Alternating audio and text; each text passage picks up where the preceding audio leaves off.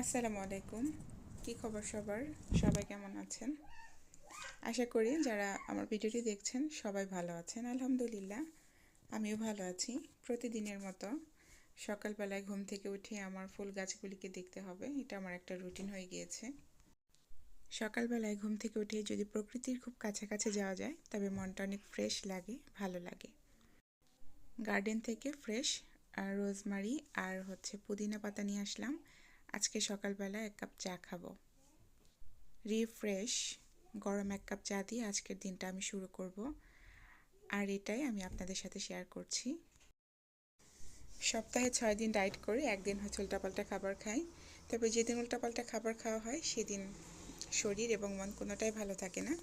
সেজন্য আজকে সকালবেলায় ঘুম থেকে উঠে ভেবেছি চা খাবো।